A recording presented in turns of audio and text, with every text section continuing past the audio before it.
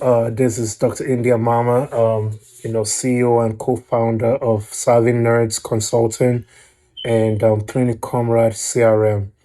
And this is a continuation of a series that I'll be covering, which addresses the question, why do businesses fail? So in this particular video, I'll be putting 2 points just so I can wrap this up. There are two additional points that I need to kind of, state out in order to end this series, because I have other interesting, series to cover. So why do businesses fail? So far I've been able to cover the lack of demand, poor management, insufficient capital. And so today I want to talk about two things in one. And that's one, the first one is your competition.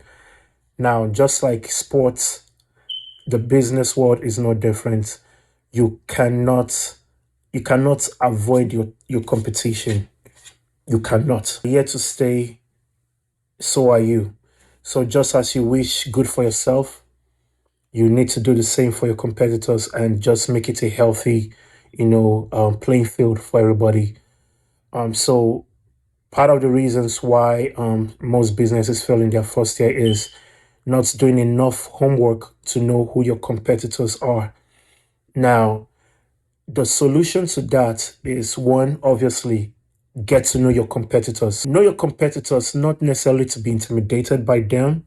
Know your competitors so that you can know how to position yourself.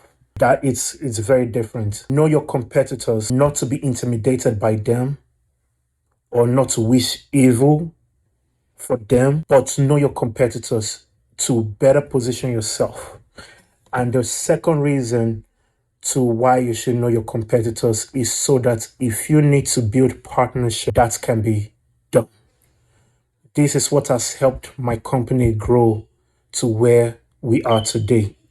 Because from the right off the bat, one thing I had told myself is that I need to embrace the abundance mentality.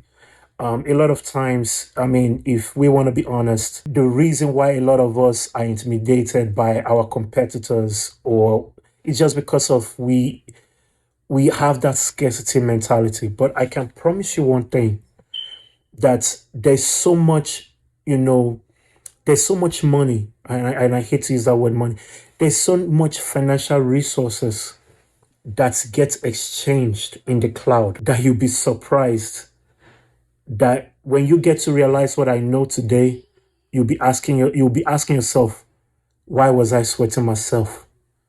And so know your competitors, not to be intimidated, but to either know how to position yourself and to know how to maybe form allies. You can't form ally with somebody that is not in your space, or maybe you can, but you get the point. You can form, there's something we call JV, joint venture. So depending on what your space is, rather than seeing such a person as a competitor, you could just you could just form that ally, so that if there's anything that you need to refer that you may provide, a service you may provide, then that transition can be made, and vice versa. There might be opportunities that may not necessarily be your cup of tea or your forte.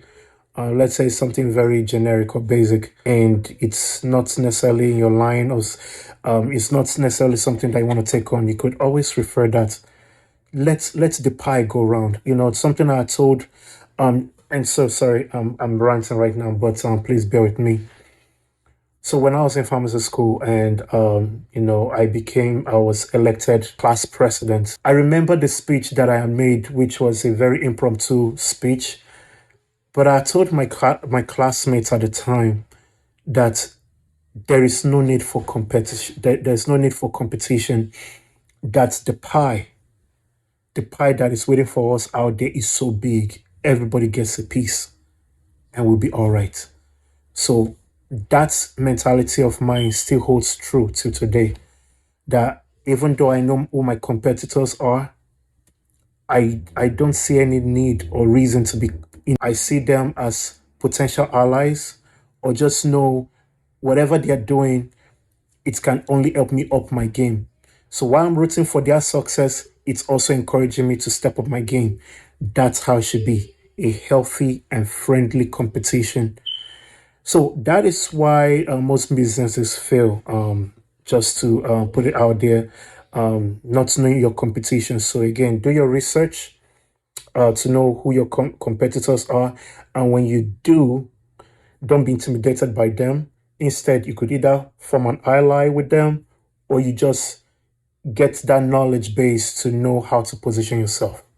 Okay, and so point number two, as for this video, has to do with external factors, and this is how I'm going to conclude.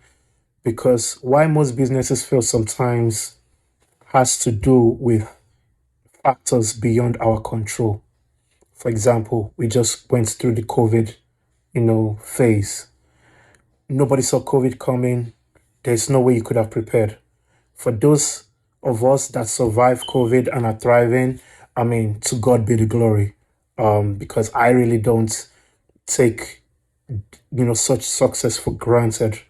But there are a few people like those in the restaurant businesses. I know of a few guys, mom and pop shops that had to close down just because of COVID. Traffic went from wherever it was to a zero because of the social distancing and things like that. So let's keep in mind that there are also those external factors that we never prepare for. I mean, there's an economic recession as we speak. You see that this is not in any particular individual's control. So if if you are in a business right now that is affected by any of this, I empathize with you. And the truth of the matter is that it is never too late to start again. I mean, it is painful. It can be painful, but at the end of the day, the true winners never quit.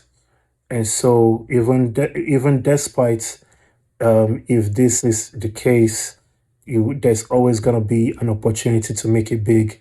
We all have had a fair share of failure, and so it is something that as much as I empathize, I am very confident that if this applies to you, you will bounce back. But that wraps this up. Again, just a quick recap. Businesses fail. Most businesses don't pass the first year, talk less of 5 years and all, for the following reason. One, not having a product that people care for, product or service, or in an industry nobody cares for. Two, insufficient, capital. Three, poor management.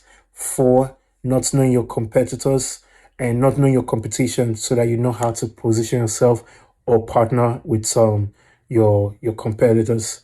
And lastly, external factors that are beyond our control, such as COVID and the current economic recession.